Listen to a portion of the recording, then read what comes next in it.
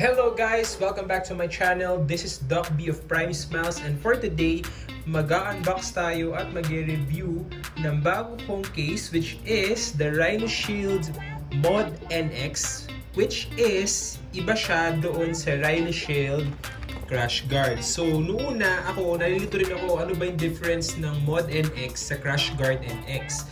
Bakit mas mahal si MOD NX compared with CRASHGUARDNX? So, basically, yung CRASHGUARDNX, pag binili nyo siya, it will cost you around 1,700 pesos, roughly around that. While yung MOD NX naman is 2,200 pesos. Yung difference nila is both bumper case sila, which is papakita ko sa inyo mamaya. Pero with the MOD NX, ang kasama niya is a backplate. Okay, a clear backplate, while yung CRASHGUARD naman, ang kasama lang niya is a free back skin. Pag sinabing back skin, it's more of a plastic material, which is yung pinakita ko from my previous video, and I will link the video para at least ma-review nyo rin, makita nyo rin yung naging review ko for the CRASHGUARD NX. But this time, ang i-review natin is the MOD NX at i-unbox natin siya, which is also a tough customizable modular case system.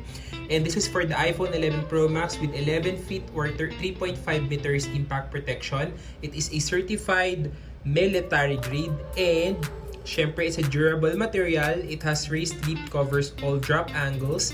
It is thin and lightweight, and it is food grade plus 100% BPA and BPS free. So makita nyo na rin dito sa box, kasama niya is frame plus buttons, rims, and yung backplate nga na sinasabi ko. Okay? So open na natin tong Rhinoshield MOD NX para makita natin yung laman niya. So ayan, yung pinili kong color this time is black. So I have here, tabi mo natin yung mga extra rims. I have here the white CRASHGUARD Rhinoshield case, and ngayon naman is yung black ang pinili natin na color, which is para mas may iba-iba natin siya. Aside from doon sa bumper case with the rim, ito na rin yung rim, kasama na rin yung rim sa kanya. Ayan. Then, ano pa man pwede natin makuha with this one? So, meron siyang special note here, which is to prevent damage to the backplate, do not clean with alcohol-based liquids. We advise use water instead. Okay? Wag daw po tayong gagamit ng alcohol. So, here is the free backplate na kasama niya, and wala na. Yun lang yung kasama sa box. So, most likely, remove ko lang yung plastic nito. And, ayan. So, if ever man din nagagamit kayo nitong MOD NX, pwede siyang gamitin as bumper lang together with these rims. Same goes lang din siya nung pag-apply sa CRASHGUARD. So you can place extra rims. Meron ako rito iba't ibang rims, which is nabibili rin siya separately or may kasama na rin siya, same color nga lang. So for example, you'll be placing this red one. Para lang madali nyo malaman kung saan nyo lalagay yung bumper, yung rim niya, pwedeng hanapin nyo lang din yung name na Rhinoshield. So kung hindi nyo mabasa, I think sa ibang colors mas mababasa. Yan. May nakasulat na Rhinoshield. Then itatapat nyo lang din siya doon sa bumper case.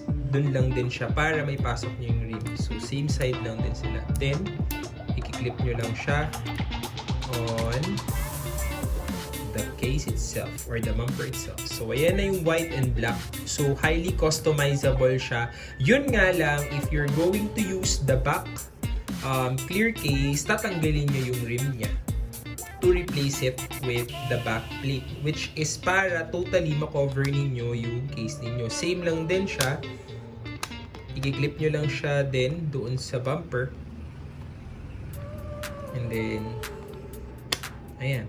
So, it's more of a regular case na siya, which is, ang maganda naman dito, if medyo nabobore na kayo and if you want to change lang din yung style ng case niyo, you can replace the button by just pushing this inside.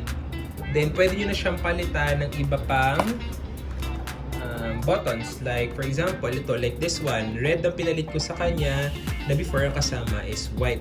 So, the only difference lang naman ng CRASHGUARD and MOD NX is more of yung backplate lang na din nakasama. So, pwede rin kayo bumili nito separately for your crash guard, and most likely, kung ako yung papipiliin, mas prefer ko yung merong backplate kasi syempre mas protected tayo sa scratches, especially pag nadikit siya sa mga susi or sa coin sa bulsa. Like for bumper cases naman, possible din naman yun. Pwede nyo rin naman lagyan ng skin or yung plastic back skin nga nakasama ng ng crash guard ninyo if ever. So that's my review of these 2 cases and 2 bumper cases ng Rhinoshield, and thank you for watching this video, and hopefully like new video for more reviews and more future videos.